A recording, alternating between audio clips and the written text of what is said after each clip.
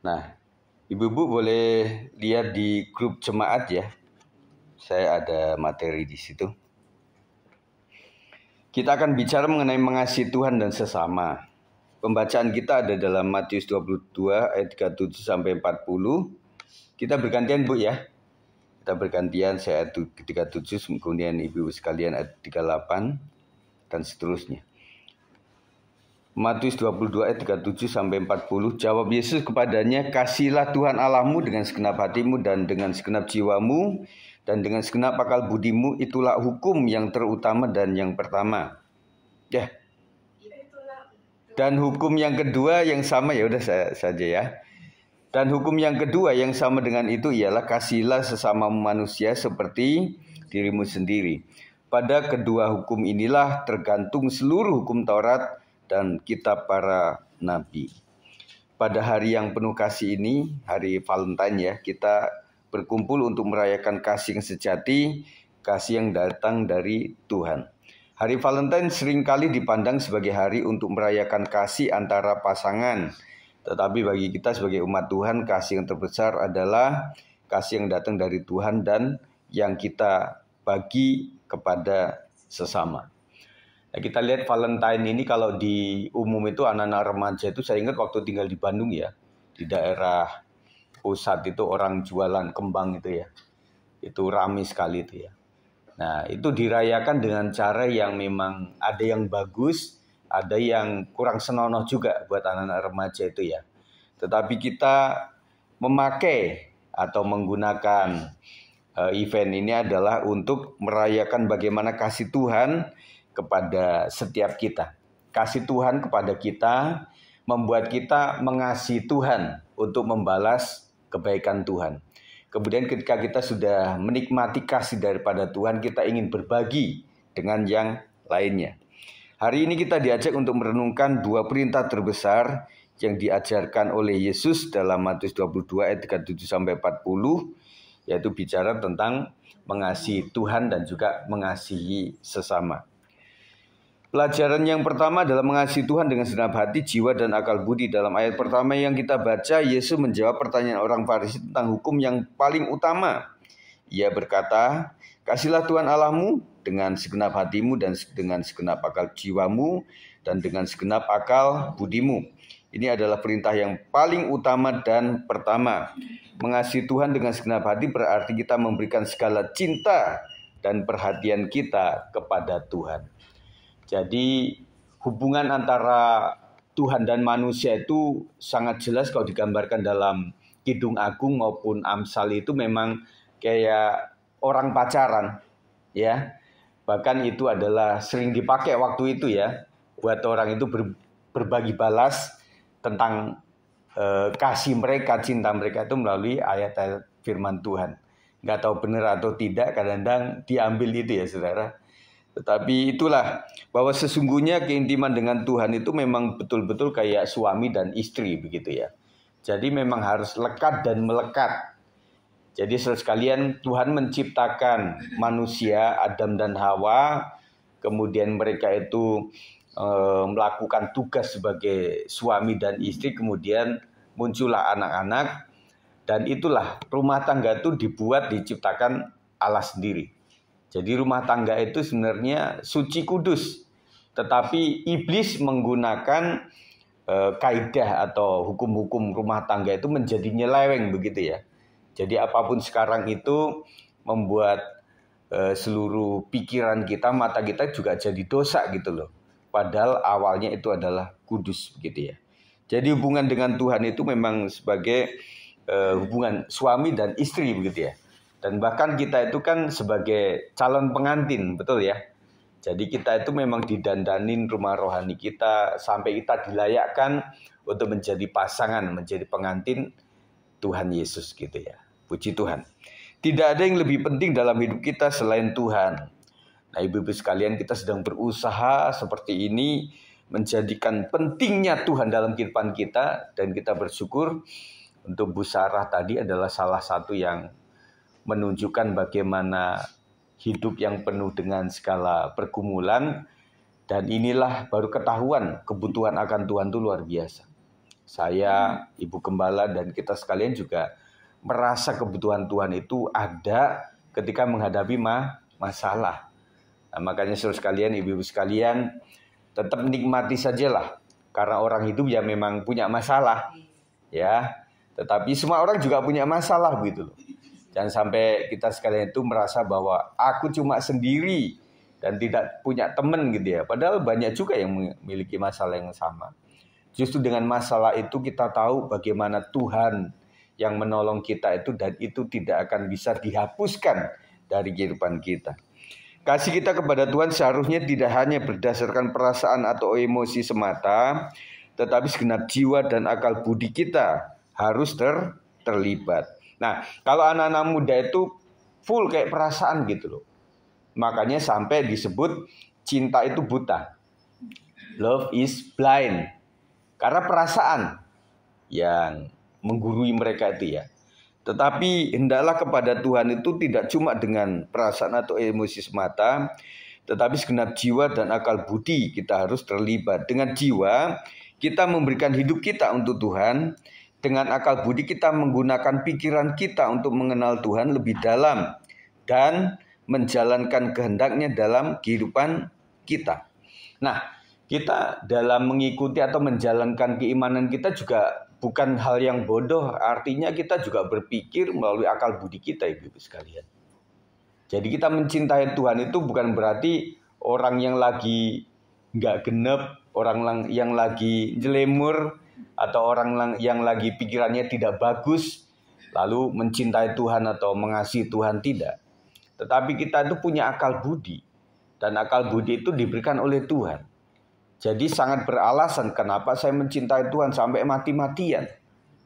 Nah, meskipun ada beberapa orang yang mencintai Tuhan juga asal-asalan. Tetapi ketika seseorang mencintai Tuhan dengan habis-habisan, itu bukan berarti nggak ada konsep. Dia ngerti banget kenapa dia harus mencintai Tuhan dengan habis-habisan. Karena Tuhan sudah habis-habisan kepada dia. Nah, orang yang tidak pernah mengalami habis-habisannya Tuhan dalam hidupnya memang tidak bisa habis-habisan untuk Tuhan gitu ya. Kita sudah iklankan, kita sudah informasikan, kita sudah ajak, ya sama sajalah. Nggak ada gairah untuk itu. Dan saya tahu itu bukan manusia dia.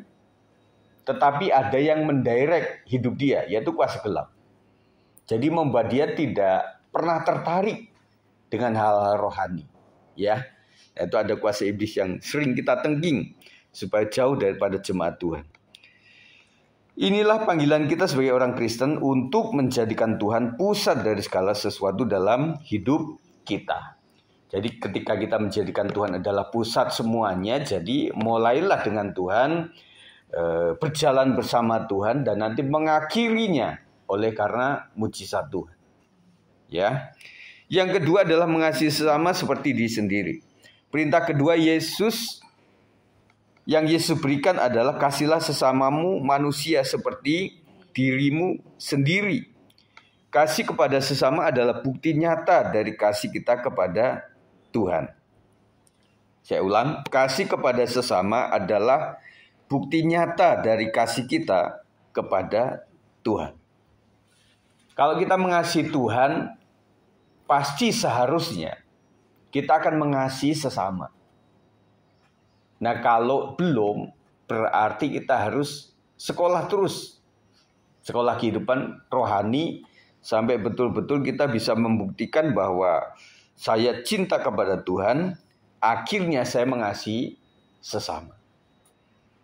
Dan saya tahu bahwa mengasihi Tuhan itu bukan berarti mengasihi itu saja, tetapi ada tugas buat kita sekalian, buat orang-orang yang mengasihi Tuhan.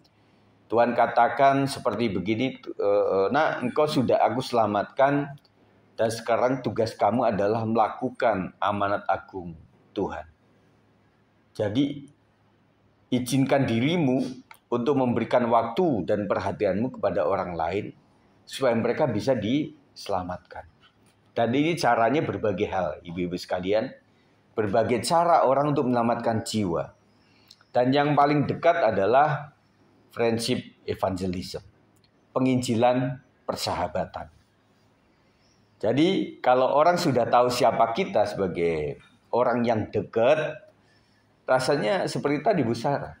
Jadi nggak ada buat orang-orang itu, wah ini jangan makan sampai ini, jangan dari piringnya orang Kristen gitu ya. Apalagi wajahnya orang Kristen gitu.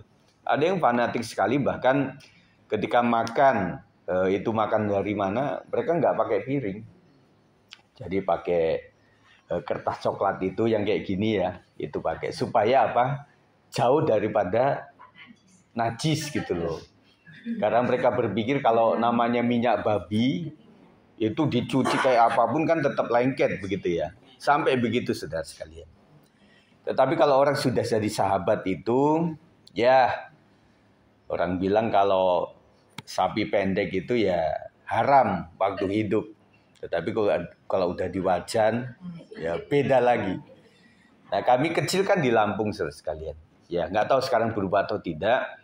Banyak orang-orang yang non-Kristen juga melakukan itu gitu loh.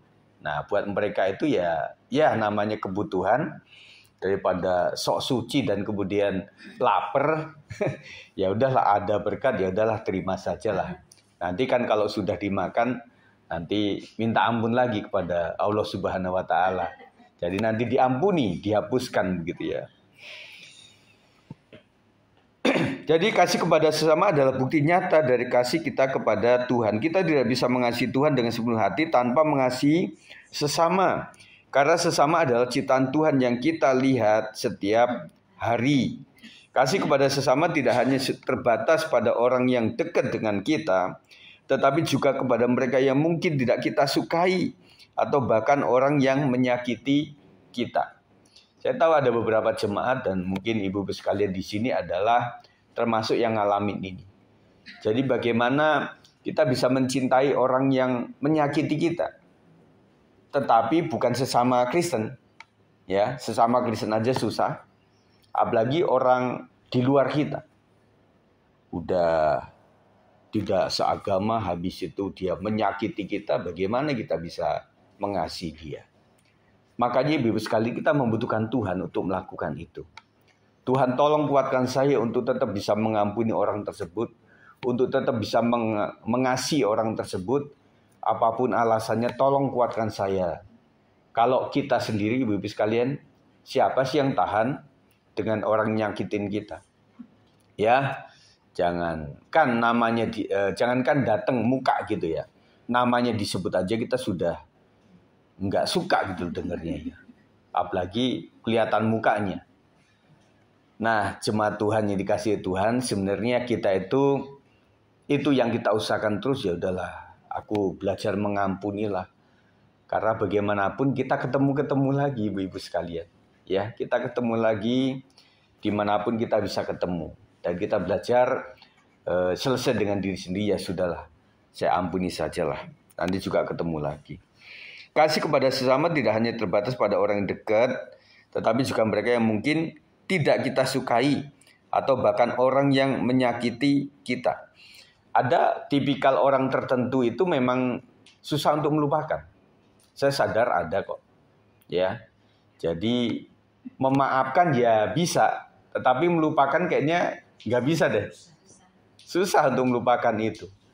Tetapi artinya ibu-ibu sekalian, meskipun susah untuk melupakan itu, yang penting ada pengampunannya gitu loh. Jadi tetap saja ya udahlah iling ya, tapi ya sudahlah, karena ini adalah perintah Tuhan. Ya adalah aku ampuni kamulah, supaya mungkin dengan inilah membuat kita itu terang, garamnya itu terlihat di dunia ini. Kalau sama-sama orang tidak punya masalah dan baik-baik saja, semua orang bisa lakukan itu. Tetapi ketika kita sudah sakitin orang tersebut, kita sudah hancurin hidupnya, hancurin usahanya, hancurin masa depannya, dan dia tetap merangkul kita, itu adalah sesuatu yang agak beda. Dan akhirnya orang menyadari bahwa Kristen memang betul, kasihnya itu luar biasa. Dan saya melihat tidak cuma Bu Sarah, Bu Leni juga, dan beberapa orang yang memang murah hati itu dimanapun memang Tuhan peliharakan. Jadi kita tidak peduli murah hati sama siapa, Tetapi intinya kita sudah mengeluarkan kasih kepada mereka dan Tuhan yang melihat itu. Dan ini cukup rumit dan sulit ya. Nah, apalagi kayak Bu Leni ini kan memang orang Tionghoa. Kita tahu bahwa tidak mudah untuk hidup di masyarakat ya Bu ya. Nggak mudah. Dan kalau bisa melakukan itu luar biasa. Ya, mulai daripada diece-ece lah, mulai dari di apa-apa, tetapi kita tetap melakukan kebaikan itu, kebaikan tidak pernah berhutang dengan kita. Kita sudah baik dan Tuhan pasti peliharakan. Teman-teman juga seperti itu, berbuat baiklah kepada orang dan itu akan diingat. Tetapi motivasinya bukan berarti aku mau melakukan kebaikan kepada anak ini supaya nanti kalau dia sudah menjadi orang, apalagi nanti di Pemda, apalagi nanti ada di tempat tertentu, ya semoga cucuku atau anakku nanti bisa diangkat sama dia. Jangan begitu Bu. Kita lakukan kebaikan sajalah. Dan sampai saya ingin melihat bahwa suatu saat itu ada seseorang yang datang kepada ibu-ibu yang sudah oma-oma, kemudian tante, perkenalkan nama saya ini, kenapa nak? Iya, boleh nggak saya menolong tante punya cucu atau tante punya anak begitu. Loh kamu siapa? Loh tante lupa ya. Tante itu pernah menolong saya waktu saya lagi kuliah. Waktu saya kos misalnya. Waktu saya berkekurangan waktu itu tante telah menolong saya. Oh saya kok lupa ya. Nah saya ingin ada sebuah cerita demikian. Jadi membuat orang membantu itu nggak diinget terus. Ya. Jadi membantu itu udah hilang ya udah hilang saja. Nggak usah diarep-arep gitu loh. Kalau diarep-arep kita sakit hati. Ya. Kadang-kadang kita itu membantu orang dan ngarepin dia membalas lagi. Kita sampai enek karena orang itu nggak tahu diri. Ya. Tetapi ya udahlah yang sudah terlepas dari kita ya udahlah lepaskan saja. Karena yang mencatat itu bukan orang tersebut. Kalau orang tersebut membantu membalas, yaitu puji Tuhan.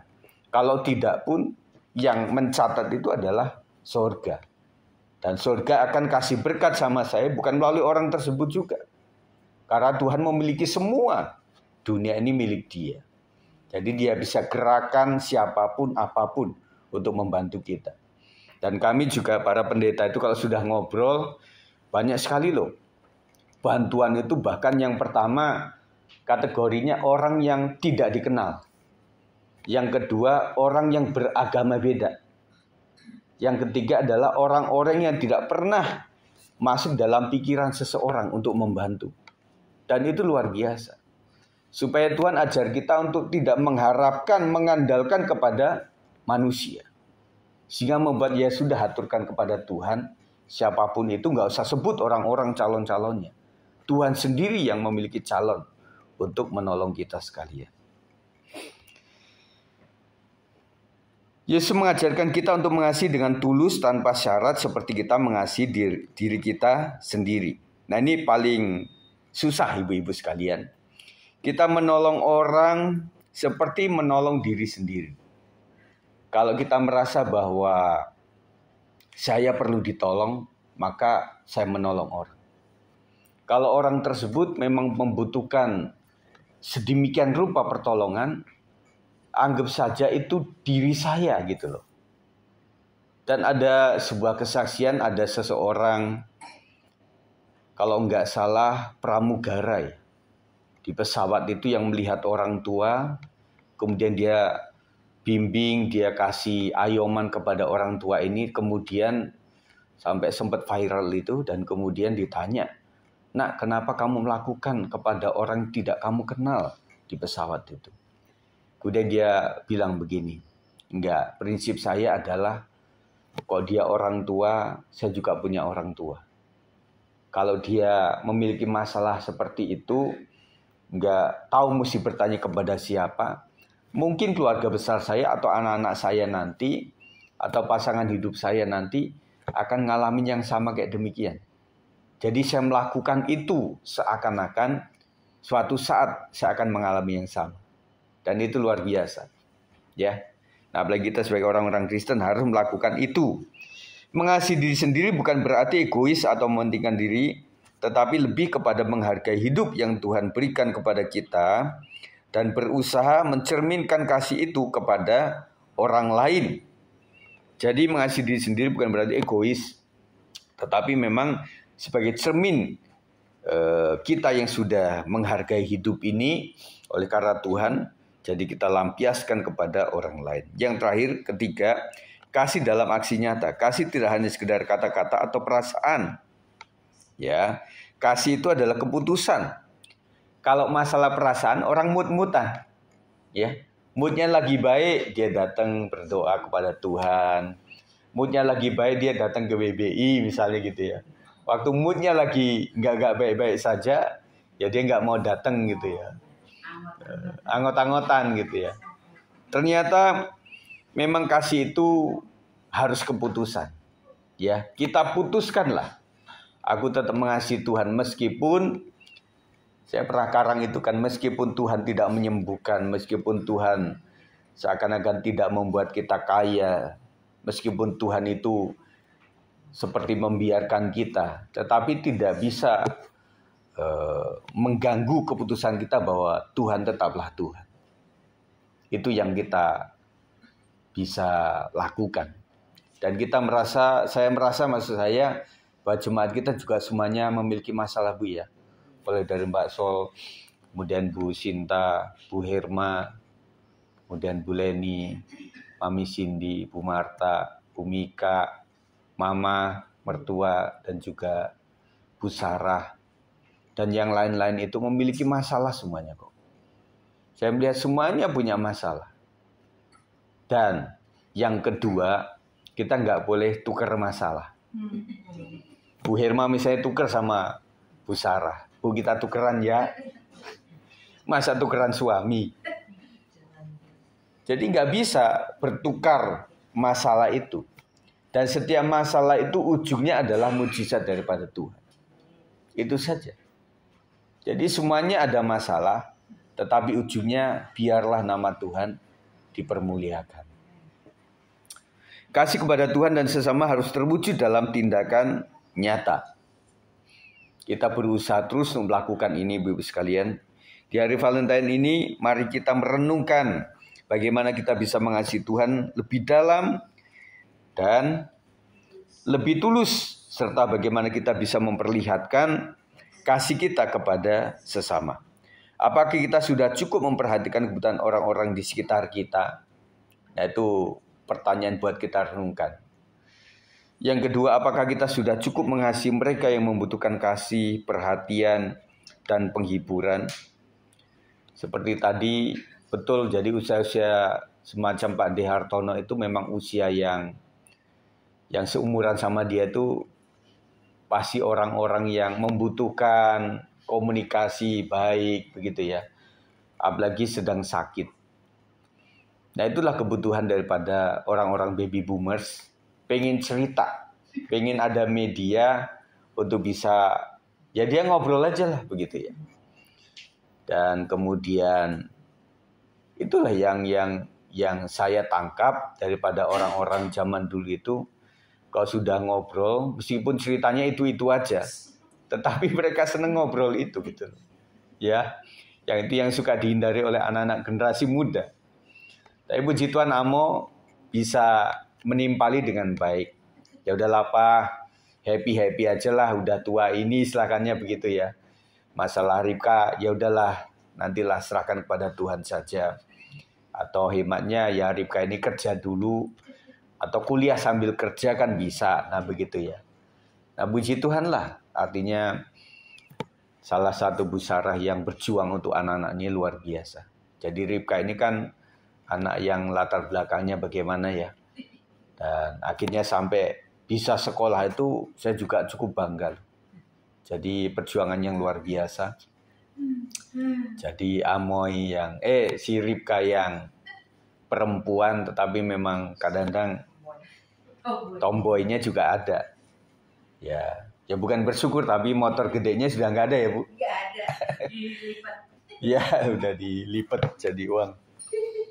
Nah, kita doakan sajalah anak-anak kita itu, nggak cuma Ripka, yang lain juga. Doakan juga anak kami juga, si Yafet juga kan sebentar lagi mau lulus juga, si Jason juga. Nah, anak sekarang kalau ditanyakan memang nggak gampang ngomong. Jadi mau kuliah di mana, bagaimana. Kita yang mikir, anaknya kayak diem gitu ya. Tapi kita yang mikir. Dan juga beberapa, semuanya lah. Kita punya anak, punya cucu yang punya pergumulan sendiri. Tetapi itulah, jadi keluarga kita adalah GBS 56. Ya Bu Sarah, dan kita juga adalah, keluarga kita juga di sini. Dan juga keluarga saya juga, meskipun Lampung nggak begitu jauh, tetapi dekat dengan ibu sekalian tuh senang, sukacita. Jadi kayaknya terobati ya, meskipun nggak pulang kampung, nggak sering. Mami Cindy juga begitu, keluarganya di mana, Bu Marta, semuanya lah.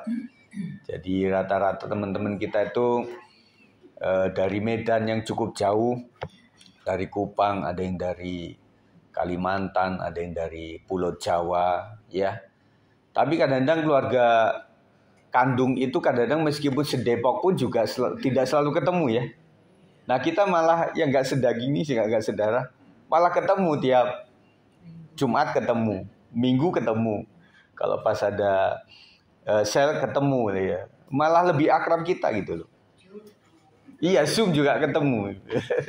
Puji Tuhan, dan itu adalah yang kita pengen bangun terus gitu loh. Ya. Kemudian kasih yang sejati adalah kasih yang memberi tanpa mengharapkan balasan, kasih yang sabar, pengertian dan tidak memandang status atau keadaan seseorang. Mari kita meneladani Kristus, kasih Kristus yang rela memberikan dirinya untuk kita meskipun kita tidak layak. Itu yang harus kita jangan pernah lupakan ibu-ibu sekalian. Aku ini orang yang tidak layak untuk diampuni dan dikasih oleh Tuhan Yesus. Tetapi Tuhan datang kepadaku, menjadikan aku ini diampuni, disucikan, dikuduskan. Dan kemudian bahkan dikasih janji bahwa ketika dia datang yang 2 kali, kita akan bersama-sama bersukacita dengan Yesus. Dan itu luar biasa. Makanya inilah buat orang-orang yang betul-betul memiliki pengalaman pribadi dengan yang namanya Yesus. Itu luar biasa. Tidak bisa yang dipisahkan oleh apapun juga. Meskipun keluarga juga keluarga besar sudah menolak dan sebagainya, ya sudah nggak apa-apa lah.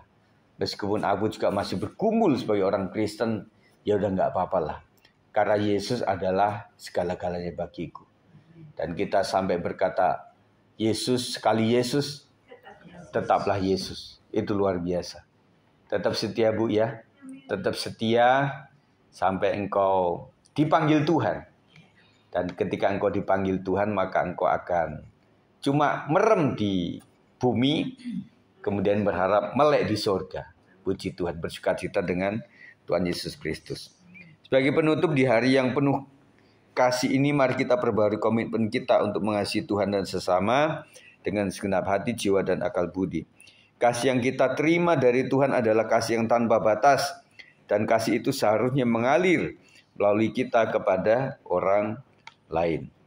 Biarlah kasih Tuhan semakin nyata dalam hidup kita. Dan biarlah kita bisa menjadi berkat bagi orang di sekitar kita. Dan Yesus memberkati, kita akan berdoa. Tuhan, terima kasih. Kasih-Mu luar biasa. Engkau sudah baik. Engkau sudah berkorban. Dan kami tidak mesti menunggu sampai kami menerima mujizat yang baru lagi. Kalaupun kami bisa menerima mujizat yang baru, itu adalah anugerah. Dan bukan pencarian kami, Tuhan.